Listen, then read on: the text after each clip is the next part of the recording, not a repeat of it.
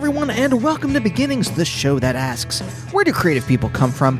My name is Andy. I'm the host of the show and a writer and performer based in Los Angeles, California. How is everyone doing today? I'm dehydrated.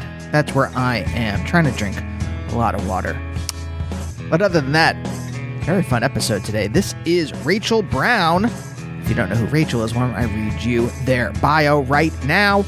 Originally from Chicago, musician Rachel Brown attended NYU, where they studied film and television. However, instead of ending up in TV, Rachel's life took a different path, and they became enmeshed in the New York music scene.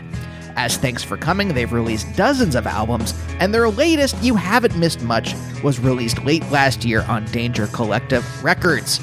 As half of Water From Your Eyes, Rachel has released 6 albums, and their latest, Everyone's Crush, will be released on Matador at the end of May, just a couple weeks from now. I was first introduced to Rachel's music through Thanks for Coming. I don't know how I happened upon it, but their album Number One Flake in North America was one of my favorite records of 2021, and everything else they've done is just as good.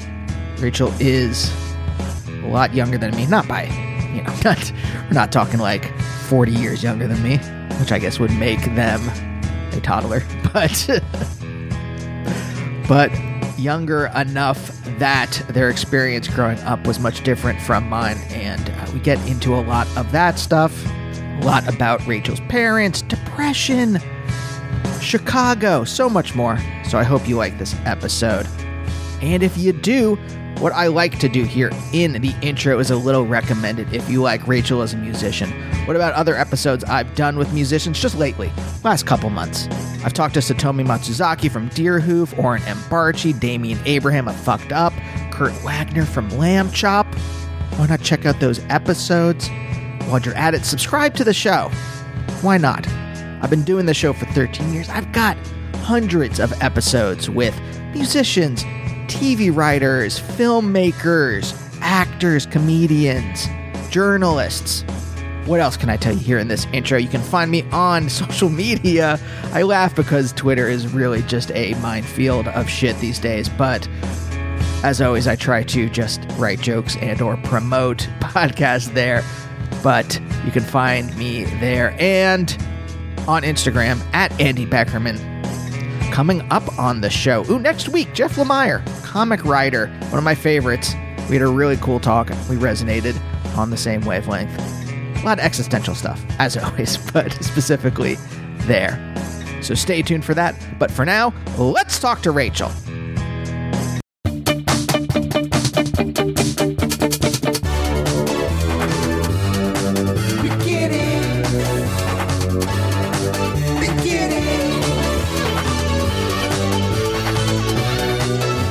How you doing? You're on tour? It starts tomorrow, so I'm at my parents' house, actually, because my car's transmission broke during the last tour, so I left it here to get fixed. Because also we went to Europe for a month, so I was like, I don't want to find somebody to have to wash my car.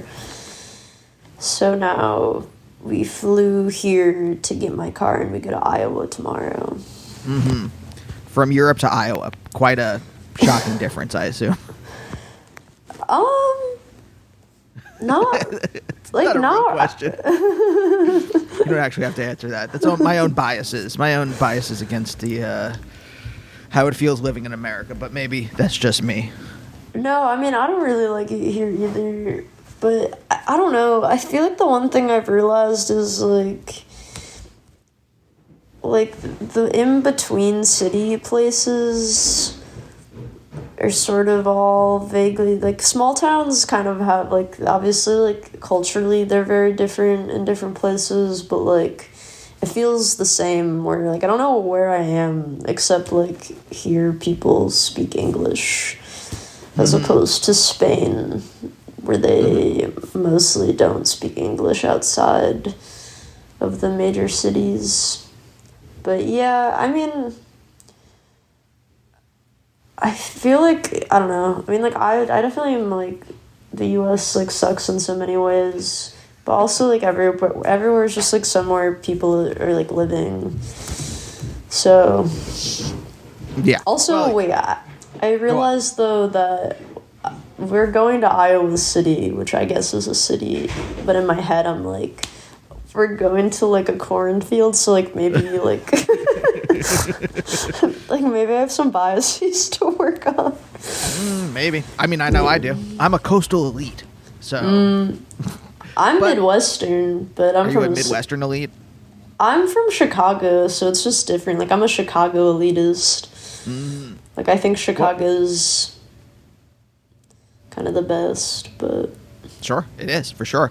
What part of Chicago are you from? I'm from the north side of the city. Like, what is that like? I've visited before, but I was visiting friends, and I really, like, I just went wherever they wanted me to go, so I really don't know the geography of the city. Like, is that a wealthier area? What is the north? Do you say northeast? No, like, north. I live, like, pretty north central. Like, the part that I live in, I guess, yeah, I would say is probably wealthier, but not in the same way that, like, the historically wealthy neighborhoods, like Lincoln Park, and, I don't know, it's, like, it was, like, very middle class when I was growing up. And, like, there were, like, upper middle class families, and I guess probably, like, the bigger homes, but, like, there's just, like, a lot of, my neighborhood is, like, very single family homes, and then, like, surrounding, this, like, really small neighborhood I live in is, like, a larger neighborhood that's mostly, like, apartments. It's really different. I mean, it's not, like, super different than when I grew up, but, like... It used to be a lot of people, like, a lot of the kids I grew up with, like, some of them were, like, my parents, where, like, they moved into this area, but, like, some of the kids I grew up with, like, their families have, like, sort of been living here for, like, sort of, I guess, like, generations. Where did your parents move there from? Both of my parents are from Michigan. So my mom is from the Flint area, and my dad's from, like, the Detroit area. Okay, interesting. And what made them go to Chicago? I feel like if you live in the Midwest, it's, like, that's where you go. Like, if you want to, like, move to, like, a major city and you don't want to be, like, that far away from, like, your family. Because, like, I mean, it's, like, New York or LA. But, like, those are quite far. So it's, like, if you want to move to, like, a major city. But I don't know, I think a lot of people move to, like, Minneapolis now. I feel like it's not quite the same. They moved in, like, the 80s. Okay, so, like, around Flint's decline, like the beginning of Flint's decline, your mom's like, I gotta get out of here. Well, yeah, my mom was, like, born in Flint, the city, and, like, I think she must have lived there till she was probably, like, 10 or something. And then that was when it was getting... I mean, that must have been, like, yeah, like, the 70s, and I think, like, my grandparents were like, we should move to the suburbs, because they also, like, I think that by the time my mom got to high school, they had probably more money than they had when she was growing up, so I think they were like, we want to, like, live in a place that doesn't feel like it's probably gonna go south. And then my dad was also born in Detroit, but his family moved to Buffalo, New York, and then to, like, Arizona before moving back to the suburbs of Detroit. Interesting.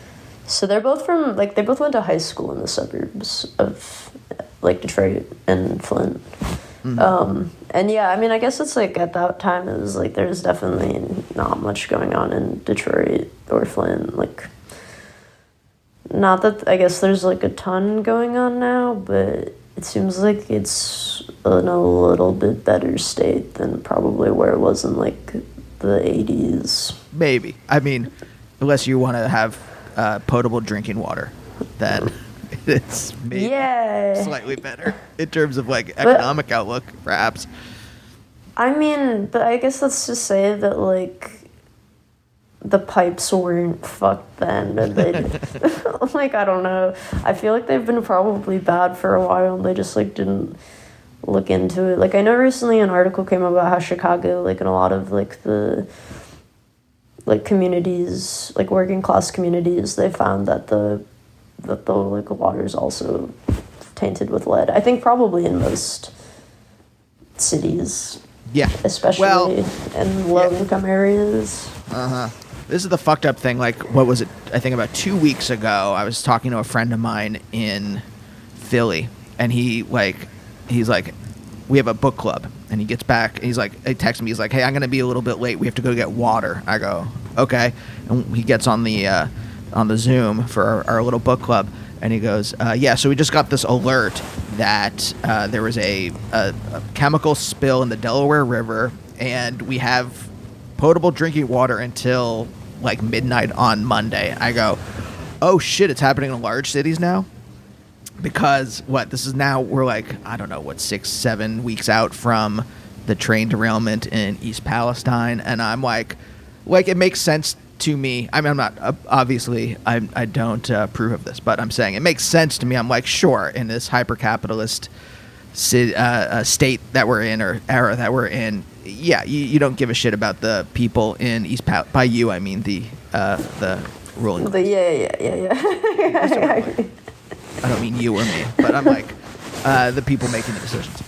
All right, you don't give a shit about the people in East Palestine. You don't give a shit about the people in Flint.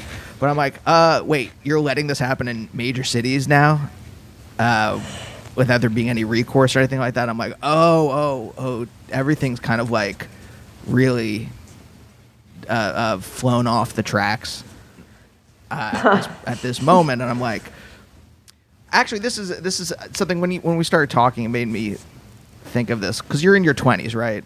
Yeah, I'm 26. Okay, so you've only known like a post 9/11 America, really, right? Yeah, mostly. And really, like, I guess if you're 26, then you were, I don't know, like an early teenager during the 2008 crash, right? You were like a tween or something like that. I mean, I was like 11, so like barely, tween. I'll call that tween. Yeah.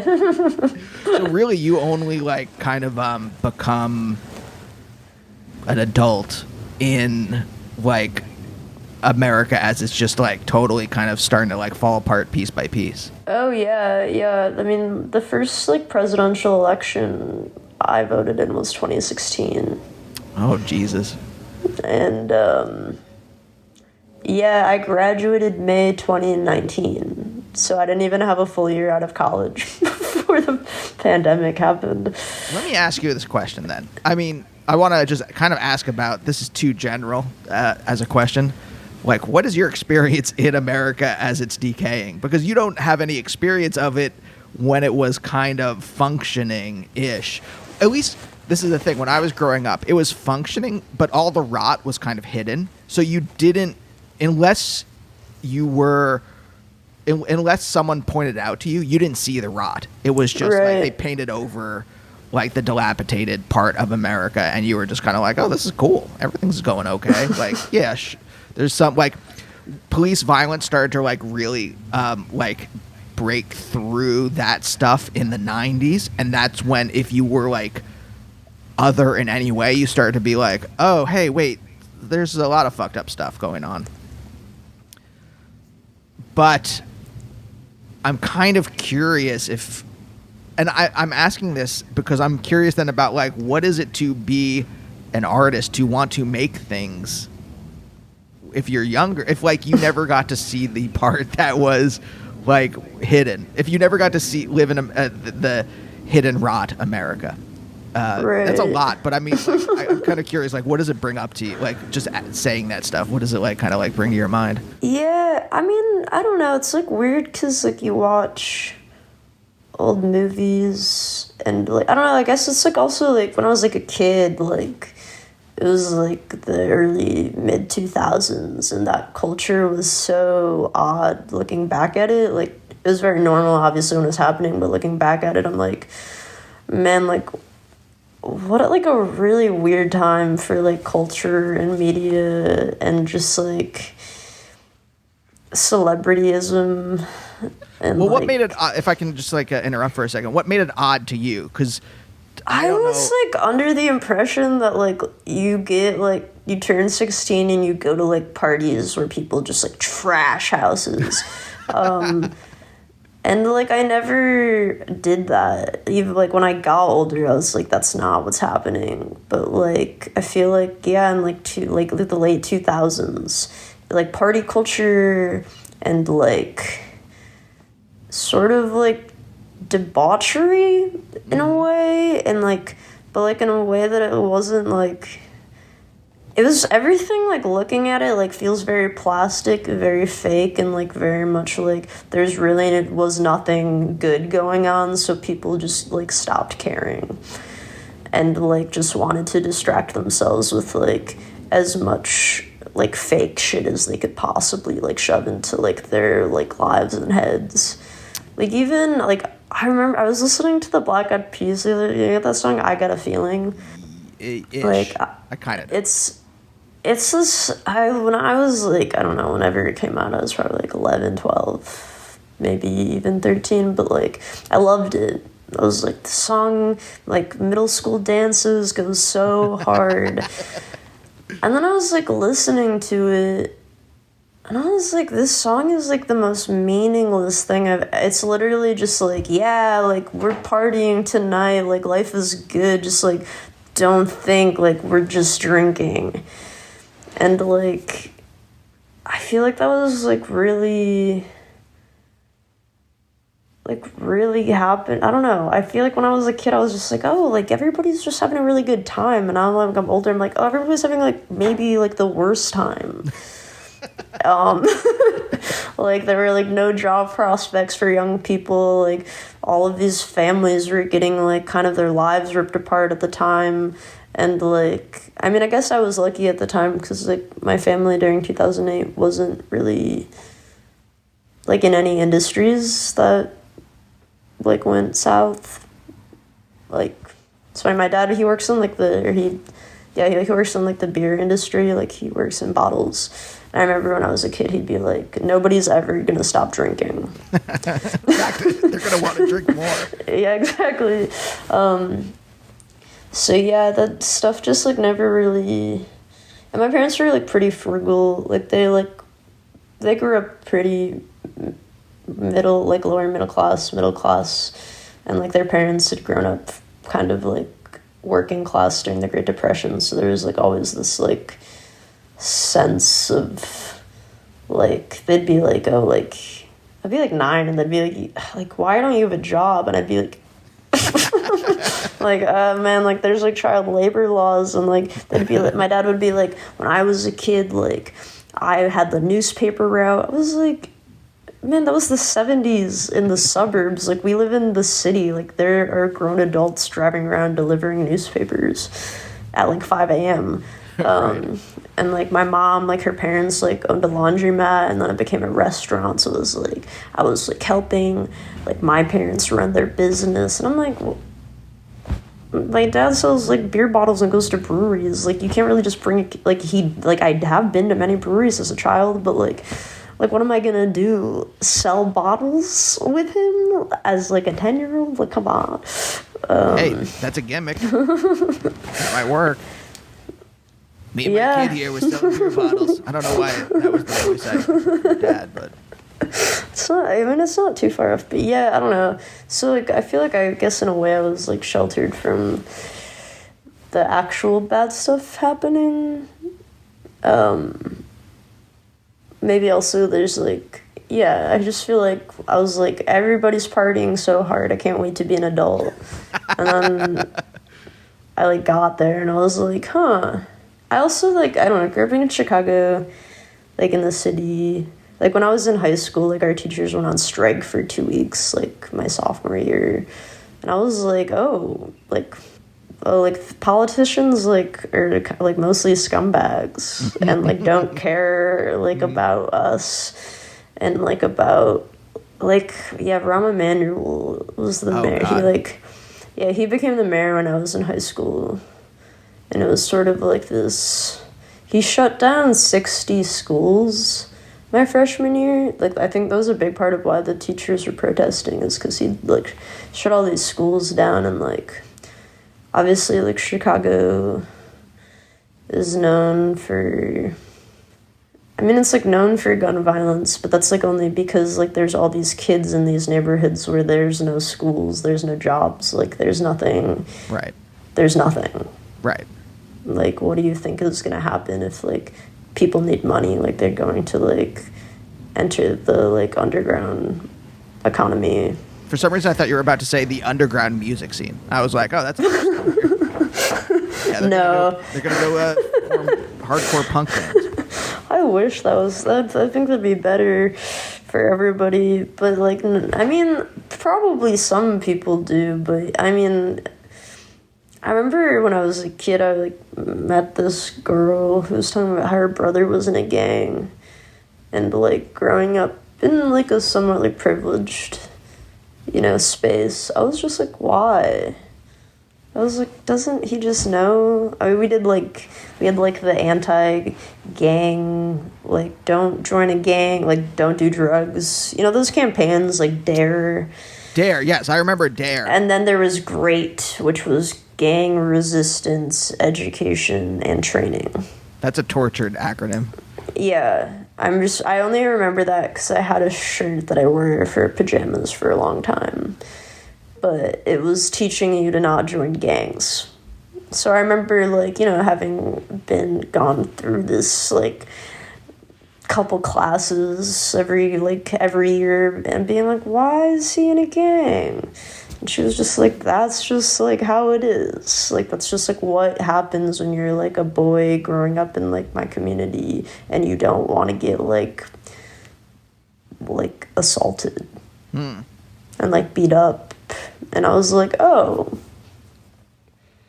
I was like, okay, like, things are, like, really different. I don't know. I feel like, by the time I was in high school, I was just, like, I don't know, I guess the idea of, like, America being, like, this, like, place that was being held together. I don't know. I feel like Illinois is just weird because it's, like, both sides of the both parties, everybody's just, like, mostly a scumbag. And yeah. No, that's everywhere. Yeah. No. Yeah. I think every probably town and city in this country is a microcosm of the larger corruption that has infected everything really since the 70s. Like in the 70s, this is me trying to piece things together because I wasn't even alive then. But like, basically, like, the economy slows down and some things change enough. I won't bore you with all the details, but basically everything becomes kind of like scamified starting in the 70s. And then everything's just a scam kind of in some way from there on out. And at some point, the politicians, both parties, obviously Republicans are worse, but both parties are like, let's just cash in, fuck it. Not everyone, obviously. Like, there's still, obviously, like, I Brandon Johnson seems like a decent person. Yeah, he seems like the best mayor we've had. But yeah, I mean, Illinois is funny, though, because there was a point where there was, like, 3 out of the 4 past mayors past governors had been in prison. Mm-hmm. So it was just like this, like, man, like, they're like, we're like really electing criminals out here. Like, these people have like no shame, like they're going to prison and like taking the fall for all their other buddies. So when you're witnessing that, when you're a kid and you're seeing all the stuff that now you think that you're like, oh, you realize it was kind of like very fake and very much an attempt to kind of deny reality, like where, hey, everything's a party, we're having a good time, and in retrospect you're like, oh fuck, 9/11 and then the financial crash and this is just this reaction where we're just, I mean, I see it with COVID, like this is the thing that's driving me nuts. It feels the exact same. I don't know if this will make any sense to you since I think you were a child then, but like the feeling after 9/11 when everyone was like so gung-ho on like attacking other countries, either that had nothing to do with the attack, such as Iraq or even Afghanistan. I was just like, there was a news article, I had to look this up because I was like, maybe I was misremembering this, but I found it. There was a news article, whether you believe the Taliban or not, since they're their own version of corrupt shithead. But like they said, hey, give us proof that bin Laden did it and we'll hand him over. And instead we just attacked the country. And I'm like, if you wanted to, like, again, this was a criminal justice matter. And so, like, but that whole time it felt insane in my head. It's the same thing with COVID denialism now, where I'm just like, it just feels insane.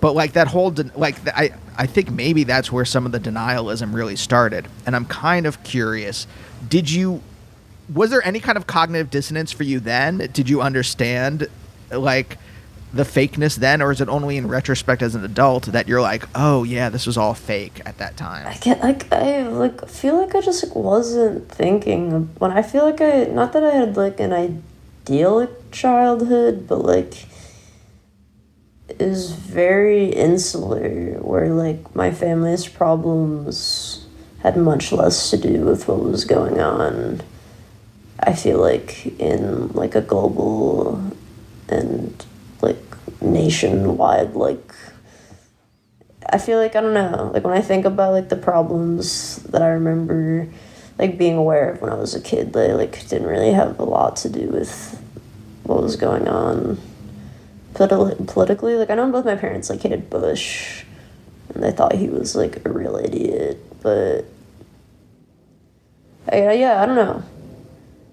Like, we never really talked about that stuff, so, like, I can, like, look back on it now and be like, oh, yeah. I mean, like, when I was a kid, I definitely thought it was weird. Mm-hmm. It was also, like, extremely white, which I think was probably... I feel like when I was a kid, like, a lot of the uncomfortableness I felt was, like, trying to see myself, like, reflected in media. Like, I wasn't even, like, really thinking about things politically or, like...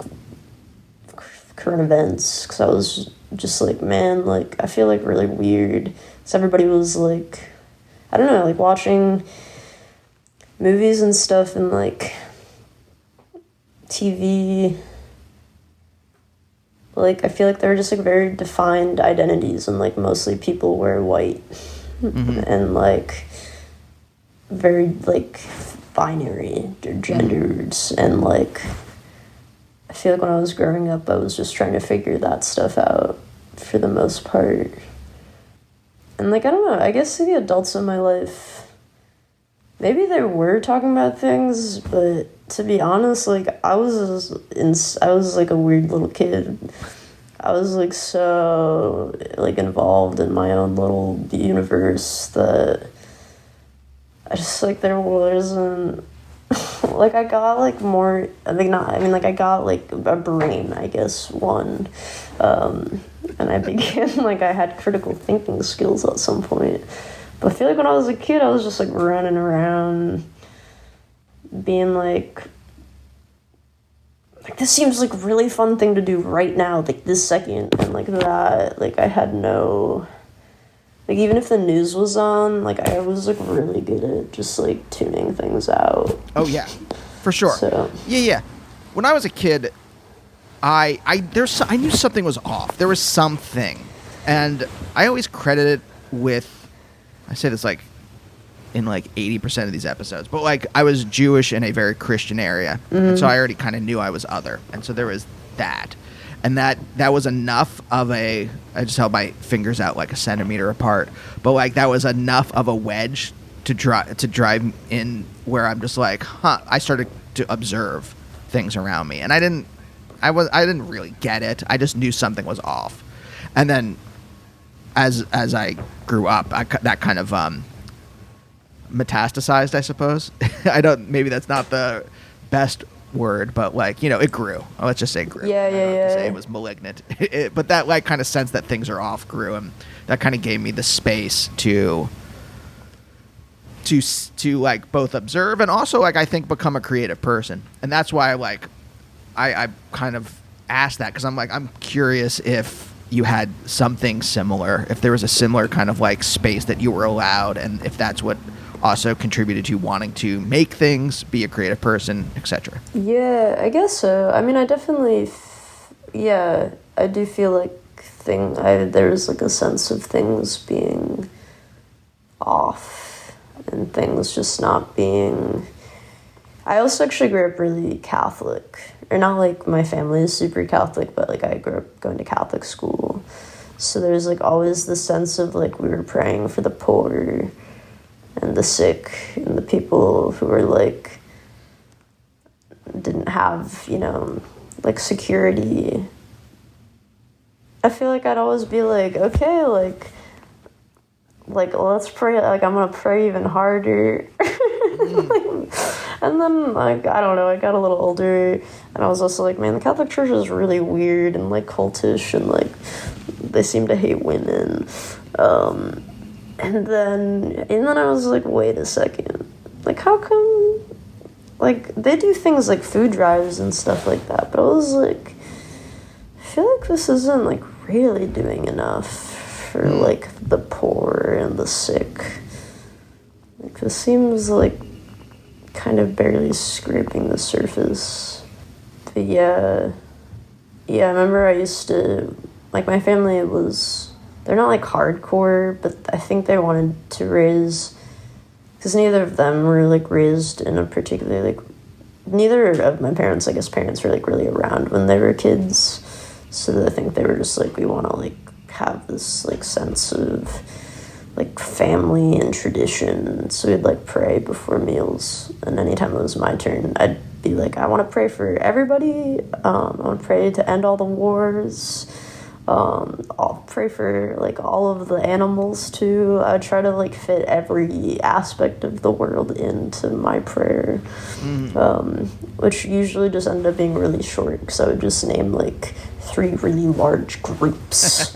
Like Are they supposed to be? I know nothing about praying before. I mean, I know like I mean, we, you know, in Judaism we have like a single prayer, but there's, you don't, it's the same thing all the time. Right. You do a prayer over the bread, and you do a prayer over and that's only on Shabbos, and that's only if you like are in a household where you are religious in any way. So I mean, you know, we were Reformed Jews, so we did it at Shabbos, and that's about it. We didn't do it regularly. So I don't even, I mean, besides seeing it on TV, I've never seen anyone pray before. Yeah, my family had, my parents would just like blessing the food, be like, thank you, God, for this food. Please watch over all my family members, my friends, everybody else in the world. Except my enemies. So let me just list this, okay? Family, friends, not enemies, everyone else. Exactly. Yeah, I mean, looking back, my parents like don't pray anymore, so like, and they didn't, I don't think, before they had kids, so it was like very much this like, okay, like we've got these kids, so we have to like instill things in them. So I also feel like my parents have become more disillusioned as I've gotten older. Interesting. Yeah. I feel like they were both, I mean, I guess it's like shows in the way I was raised, where they were just like very much like had their own problems and like their own traumas that from like their families and stuff, that they just like weren't really think. My dad was like kind of a politically active person, but he's also kind of crazy. But like, I feel like when he was like, he like went through a lot with his job where he ended up getting sued for like 8 years, but there was like a time before that in which he was like working all the time and traveling a lot, and like my mom didn't work but was like, my mom's just like kind of like an odd person. She's Chinese, like my grandma's from China and my grandfather's parents are from China, but then they all moved to Michigan, and so she grew up in like this. That's really, like a common place to move. I actually like was just talking to my friend yesterday, and her family had also moved to Michigan, and her like grandparents had immigrated from China and Korea to Oklahoma before they moved to Michigan. And I was like, man, Michigan's, but then like I remember like a couple of years ago I was with my parents, and I was just like, how many like Asian people did you grow up with? And together they had like maybe like 10. And I was just like, this like really informs like now like my childhood and like the sense of just never discussing being like other. Like for my dad, he's just weird, so he's like, we're just weird people, but I'm like, but also we're like the only Chinese people like at my like our like school, and like he didn't even realize my brother had been getting bullied by like his friends throughout like middle school.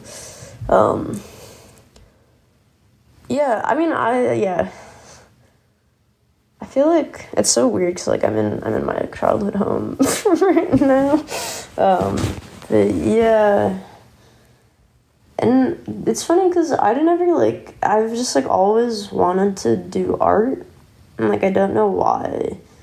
It was just like once I realized I didn't actually understand how science worked. It's like I hit like I feel like when I was in 3rd grade, I still probably wanted to be like a scientist or something. And then from then on, it was like, yeah, I just wanted to do something creative, but like, I feel like it's like almost like I'm living my parents' like repressed like dreams. Okay, so I mean, this is a fascinating thing that I think of a lot talking to people on this show. What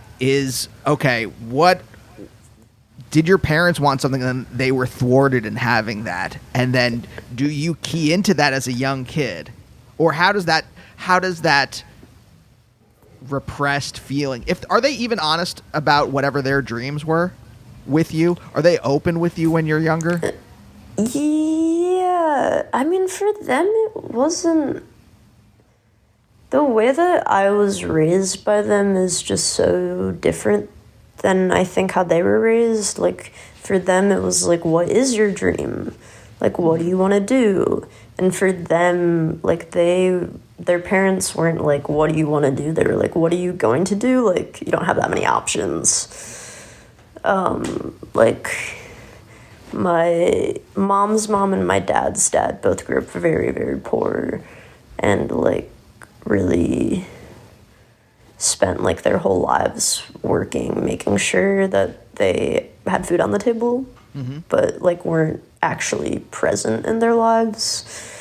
And then like their other parents sort of grew up more middle class, but definitely like lower middle class, and like there was never this idea of like, what do you want to do? It's like, what could you do to make money to like be able to provide for your family?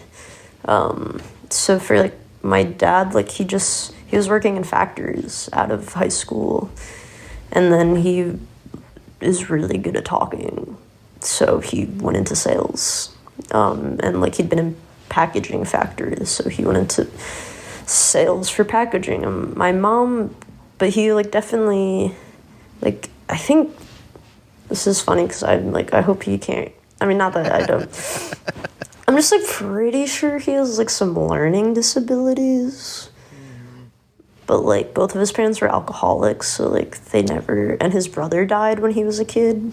Oh God. So like it was just like there was never like, hey, like maybe you're not doing as well in school because like you had this like really tragic family, like this like tragedy happened in your family, or because like you're like not equipped to do things the same way other people are doing. Yeah, so for him it wasn't ever like, oh, like I really want to be doing this thing. It was just like, I need to make money, and then he found like the path to do it, and then it turns out that he loves beer and talking to people, so he ended up like really loving what he did. But then my mom, my grandma's to this day is like, I wish she was an accountant. Like my grandma grew up like during World War II in China. She was like, and then she like thought her father lived here, so I think she thought that if she came here, like she'd be able to go to college and like work. and like have like an education, and like, but then like she got instead just kind of got married off. So I think for her, like when my mom like had this opportunity to go to college, she was like, well, like I want you to be an accountant because that's like a good job. It's like steady, and that's like I think what my grandma would have wanted to do. But my mom was like, my mom's like really silly. She was like, I don't think she ever really wanted to work. I don't know, but she went into like advertising. She told me at one point that she really wanted to write jingles. That's awesome. But that she like never did any music stuff. Like I think she played the organ a little bit. But I feel like when I was growing up, like my parents had sort of decided that because both of their parents worked their entire childhoods, that they wanted like somebody to be around. So that because my dad was doing well enough, like my mom got to stay home. And I feel like she realized that what she wanted was to hang out and be a mom, which was really sweet. But then, like, when the things happened with, like, my dad's old business, or, like, the people he worked for, and they sued him, she had to go back to work at, like, 50, 55, or I guess maybe early 50s, after having not worked for, like, 16, 15 years, so... And I think she tried to go back to work at one point when I was a kid, but she'd gotten sick, so she didn't. So it was just, like, this weird... thing where now it's like she like works and I think she likes it enough, but it's like not what she wanted to do. And at this point it's almost like sometimes I feel like she regrets not having stayed working. Do you key into this when you're younger? Like, do you understand this stuff, or is it kind of not talked about, and maybe you get glimpses of it here and there? When I was like younger, I feel like they were both in better places. When I was getting older, and I guess I was just realizing more, like when I got to pretty much like when I was in high school is when things sort of fell apart, and like it was all very clear to me all of a sudden. And then it was I don't know. It's like weird going into a creative field knowing that like everybody who's come before you has like kind of put everything aside so that like their children could be able to have a better life. Mm-hmm. And then like my brother, who's older than me, decided very early on he wanted to be an engineer, like an electrical engineer. And everybody's like, yes, like we worked He's fulfilling the promise. Exactly. And then I was like, I think I like want to go to film school.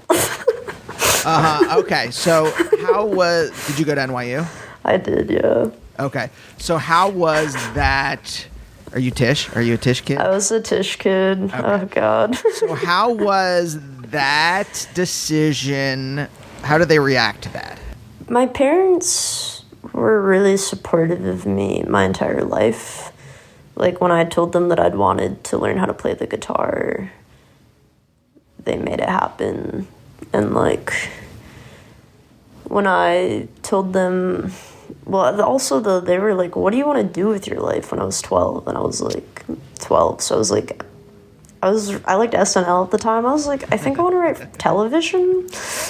And they were like, okay, awesome. And I did, like, Second City classes. Oh, wow. In the summer... Like, I did a summer camp one time, and so they were, like, you know, they're definitely, like, we support you in what you're doing as long as, like, you end up being able to, like, support yourself. Wow. They're, like, it's, like, it's, like, we support you as long as, like, you, like, actually are taking it seriously and can, like, make a living. Can I interrupt you for a second? Mm-hmm. Do you think they meant it? Because my parents have said the same thing, and I still get the feeling that they wanted a doctor or a lawyer and not a TV writer. I think they meant it just because, like, I think for them, even though I'm still broke, like I do pay my rent and my Right. bills, so they're like, and like I've definitely, at points I've, like when I was able to actually like work on set, like I was like making good money. I mean, I was working like insane hours, but I was like using my degree and like making it happen. What, were you a PA or something? Yeah, I was PAing a lot. I was doing a little grip work, but it was mostly PAing because I realized at a certain point that I actually had no interest in any department or being a producer. So I was like, I could be a PA forever. Like It's what? just Blue Bloods, Law and Order. What else films in New York? Or were you on films? no, I was on like, I did a lot of commercial work. I was getting into like photo set stuff. I was doing like, I did some TV shows. I did some reality shows. Worst Cooks in America. I did some like really interesting things. But the thing is that I was just somebody who like, after like 3 days, I'd be like, I want to die. Like, I don't want to be here anymore. So it's like, I like loved the short form stuff, like things that were like very, very condensed. I was in a really cool Apple commercial one time, but it actually took me until the end of the first day to realize that what they were filming was an Apple commercial.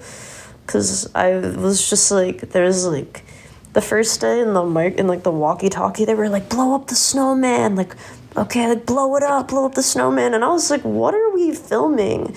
And I was like asking the DGA like person that I was driving, and she was like, we're filming an Apple commercial. Didn't you like read the contract? And I was like, not really. Like, I'm a PA, like what do I need to know? So that was really fun until like I got so burnt out that I was like, I need to take like a month off. And then I just ended up going on tour indefinitely. So, but yeah, I don't know. My parents are like, I think that if, like, but I don't know. I'm like really lucky because like I'm touring all the time. Like we got like signed to Matador, and like there are like very, very tangible things happening. Right. And that like they can tell people, and like they'll, like my parents are really, like it's very cute, but like embarrassing because they'll just like tell all their friends about what's happening, but half the time they're like getting details wrong. So it's like, so I feel like they're just really excited. Like I feel like if I was in the same place that I was after college, where I was like doing music and working in like a restaurant and also a store and like making minimum wage, they'd be like, what are you doing? Like, why don't you go get like a real job? Was getting signed to Matador, was that the first thing where they could kind of see that you were doing well? Yeah. Like, could they understand that? Could they understand, like, if I told my parents that, like, if I said, like, yeah, we got signed to Merge Records, whatever, if they're like that, they would not understand. They wouldn't understand anything besides, like, very typical. They still didn't understand. They didn't understand any kind of marks of success up until I think maybe recently. And I've been doing this.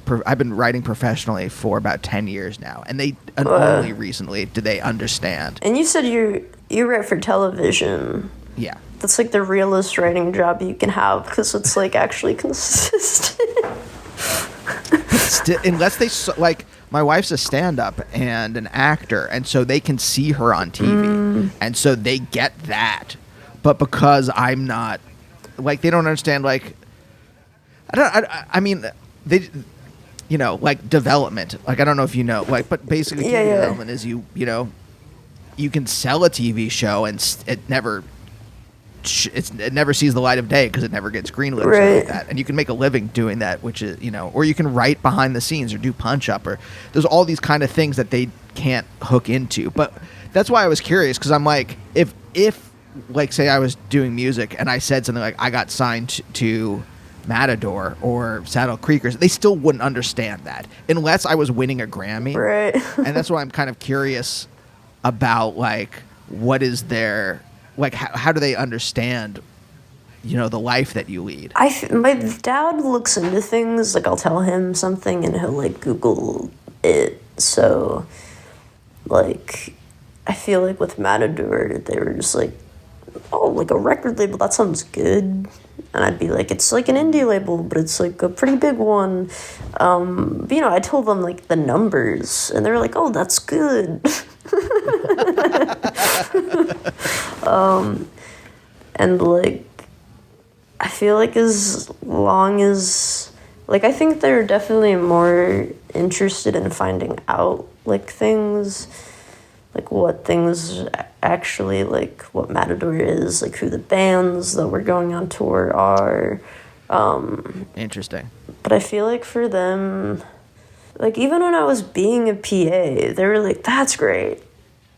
They're like, you like even for them, it was just like, oh, like you're working in the field in which you studied, like, awesome. And, like, I think they also grew up, or, like, my dad's, like, really, like, his best friend, since he was, like, 12, wrote a film that got made into a movie, and, like, in his 20s had a production company. Okay. So I feel like and my parents got together very early on in their 20s, so, like, my mom also knows him very well, and I think they have, like, more of an idea of, like, the entertainment industry than, even though they're not necessarily in it. Like, my dad used to book all the local concerts at the Park District. So he'd, like, bring bands in, and, like, I think they were just, I was also, like, really suicidal for, like, a lot of years, so I feel like they're like, Rachel's still alive. Oh, man. So I feel like for them, like, if I'm, like, paying my bills and my rent and, like, not having, like, a job I completely despise, like, I'm doing well, and, like, everything else seems like an added bonus. Like, I think they would probably be a little bit like, I think, like, if this stuff, like, wasn't happening, they'd probably be like, okay, like, what are you gonna do next? But now it's, like, kind of laid out, so it's a lot easier. Not that I understand what's happening or they understand what's happening, but it's like, we go on tour now, and, like, they got to see, like, when we went on tour with Spoon and Interpol, they, like, came to the show, and, like, I mean, they used to come to New York sometimes and, like, come to, like, our DIY shows, and, like, they've been to, like, basements and seen us play. Right. So I feel like even just, like, knowing that, like, we've gone from that to playing in, like, actual venues for them is, like, wow, like, you're playing, like, in a venue that sells tickets that's not in the basement of someone's house. Was the ideation linked to, like, depression and that kind of stuff? Yeah. I was just, like, a really depressed teenager. I just, like, couldn't... I mean, like, I'm still not, like, mentally sound. Like, looking back, I actually have probably, like, a pretty severe, like, anxiety disorder. Oof. That, like, I never really understood as anxiety. I get yeah. And, like, my depression was just, like, I think they're just, like, even though, like, my parents are really supportive now, like, when I was in high school, there was, like, this really, really, like, even when I was in grade school, it's, like, you have to get into a good high school so you can get into a good college so you can get a good job. And, like, this idea that, like, they had built their entire lives around making sure me and my brother were going to be able to be successful in life. And like, yeah, I don't know. I feel like in high school I was just like, couldn't, I mean, of course there's like hormones and stuff, but like it was like as soon as like the idea that I could like end it was in my head, like I could never, like I just couldn't let it go for years. And my parents are just not, like they're not exactly equipped to deal with, or like at the time, like when they were younger, like that just like wasn't, like you just like, nobody talked about those things. Yeah, of course. And for them, like even, oh my God, one time my grandma, this was like after I had gone through some stuff, and it was like, I think when I was in college, and my cousin's girlfriend couldn't come to our other cousin's wedding because she was like really depressed and was like suffering from mental illness. And my grandma told him to like break up with her because depression wasn't real. And I was like, what? Oh, God. Yeah. I was just like, oh my God. That's like really crazy. But yeah, I don't know. I feel like the idea that like high school got like harder to do and I was distracted. So it was like my grades were still fine, but like I was skating by, like I wasn't learning. And like there's like all this pressure that, especially because that's when like my family like started going through like financial difficulties, and it was like, oh, like I just like don't know like if I'm going to be able to be somebody who's like functioning.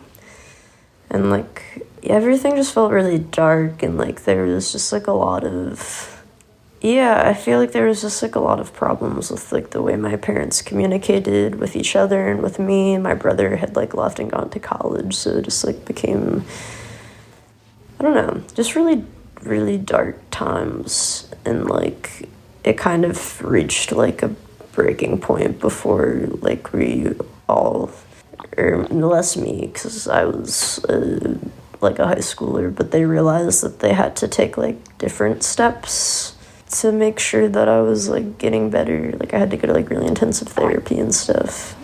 Yeah, I don't know, I think it's, I guess like full circle, like everything just felt, it's like I feel like it's the reasons why I like still get really depressed, like if I just don't have enough to do, where like things feel wrong and off, and like I just don't feel like there's like a place for me to be in the world.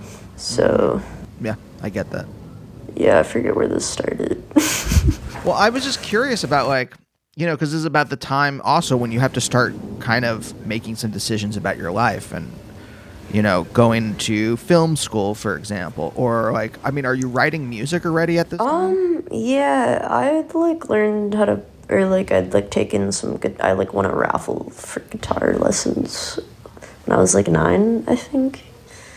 And like I didn't really get any better, but I'd started writing music. It was actually the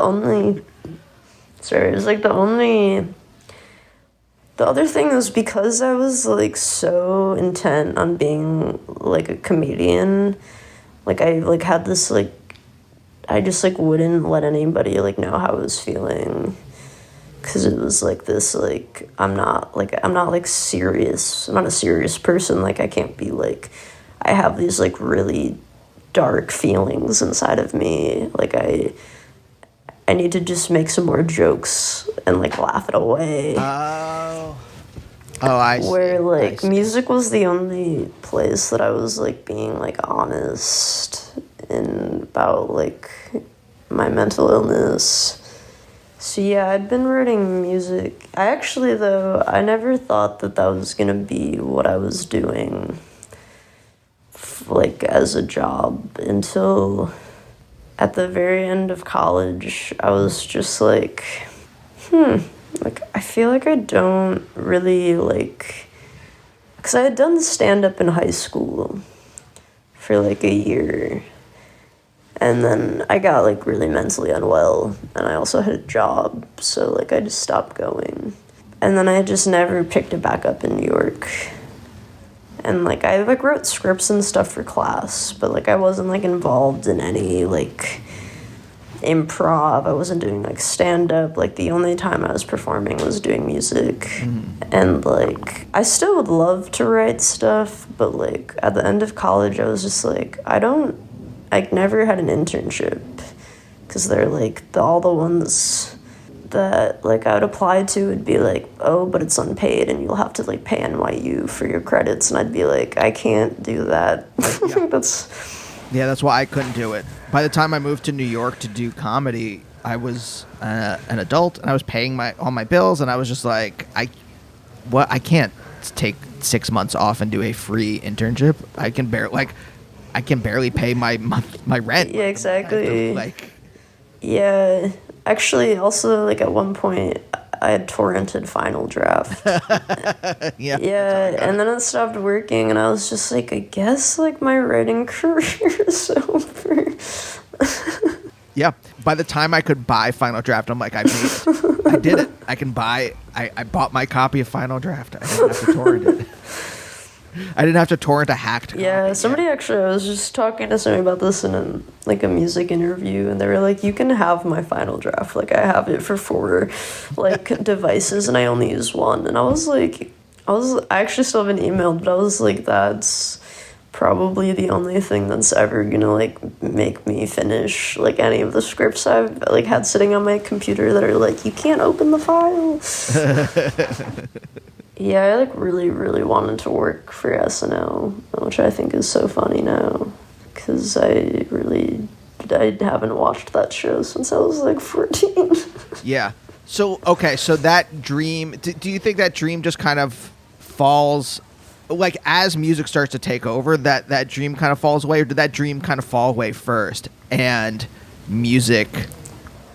Sorry. Yeah. Makes sense.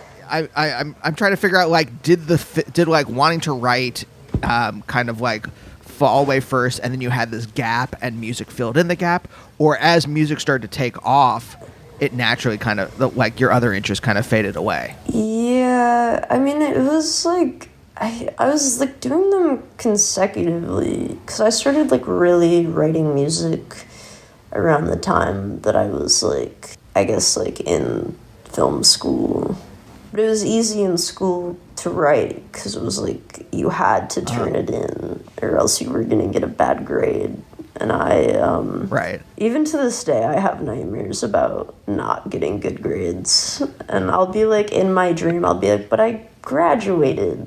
But then I'll be like, but I still really need to get good grades. And so but it was just, like, so much easier to write music, because it wasn't, like, I feel like it's so much more subjective, or, yeah, where it's like, it doesn't need to make sense. Like, somebody can't poke holes in the song and be like, this story isn't good. They could be like, the song is bad, which is fair enough, but it's not like you need to edit it. They'll just be like, I'm just not going to listen to it again. But I feel like when I was in school, I didn't know anything about film, like, before I went. Like, I just didn't know. I was like, you need all these jobs for people to do to make it look good? That's so crazy. And, like, I wasn't, like, studied. Like, I wasn't, like, a cultured person. So, like, hadn't seen I still haven't seen most things. But, like, I feel like when I got there, I was like, whoa. Like, things can be really, really beautiful and, like, artful. And, like, not silly. And, like, a joke. Like, things can be funny, but still, like, really, like, moving. So I feel like I've, like, definitely left, like, I don't want to work for, like, late night. Like, I don't want to, like, write jokes. I was, like, I would want to write scripts, but then, like, I took a lot of television classes, but then it would be, like, how do you get into a writer's room? And everyone would be like, you get an internship.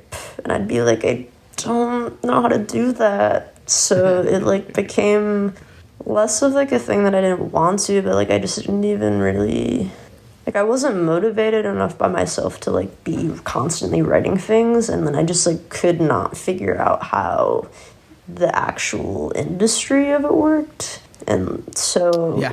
but then music, on the other hand, I was doing it simultaneously, and it was just like a compulsion. Like I couldn't stop writing music, and it was easy because my friends were all doing music, and every week I'd go to a show, and then like I'd be asked to play shows, and it was like this thing where it was like I wasn't like having to search, I wasn't like seeking out like music.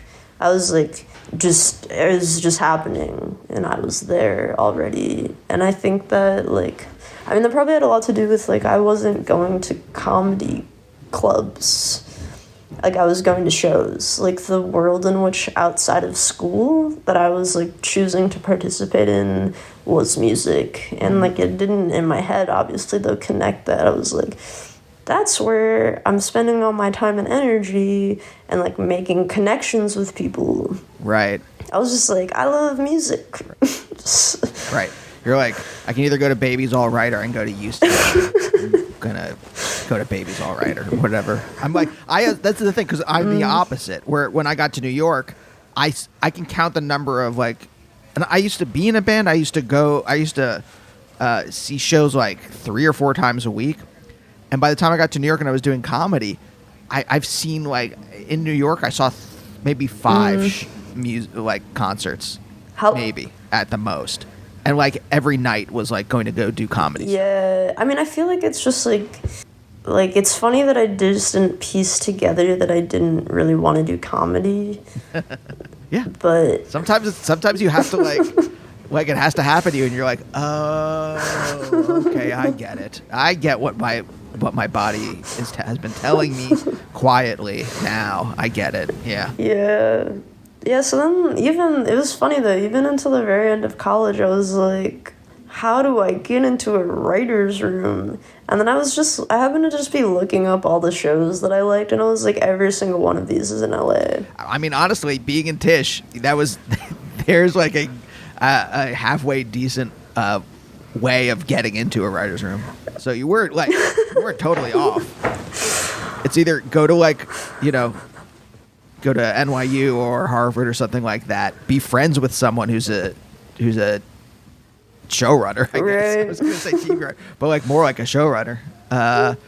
Be the child of a very wealthy person. There's the main ways to get. Oh yeah, I knew somebody like that. But that's the other thing. I feel like being at, like all my friends in music, I feel like we had way more things in common with like backgrounds and like. For sure. Just, yeah, like I guess like what like means, where like NYU felt so, like I thought I was, like I grew up pretty privileged, like my parents own a house, like my mom was able to stay home with us, like we got to go on like a vacation every year, like we were able to like visit family members in different states. And I was like, oh, like we're like really well off. And then I went to NYU and I was like, these people, like I might actually be, I think maybe like these people think I'm poor. And I was like, oh, oh, like these are like really different realities that like we're living in. Like people go out every weekend. At a certain point, I had like my freshman year, I was like really, really depressed. So I spent all the money that my parents and grandparents had saved for me. And so sophomore year, I started like working, and I was like working door every Saturday night, like 7 p.m. to 4 a.m. And like started like working at NYU because like my scholarship came with like the work study. And I remember like talking to some of the people who'd been hanging out freshman year, and I was like, yeah, you guys, like, have you guys been like working? Like, it seems like you guys are always just like hanging out. And my friend was like, yeah, we don't have to work, like our parents pay for everything. And I was like, oh.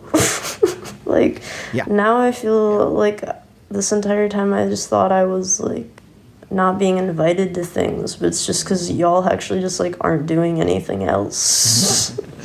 So I feel like the music, doing music just felt more right to me.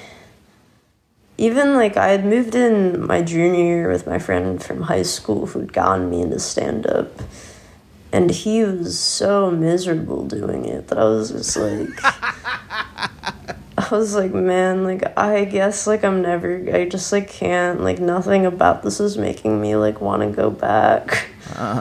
Especially doing stand-up in Chicago in high school is weird, because, like, most people's jokes are just about how, like, mentally ill and, like, how much alcohol they drink. Jesus. And, like, how sad they are at, like, open mics. And when I was, like, 17, I was like, ah, ha, ha, ha.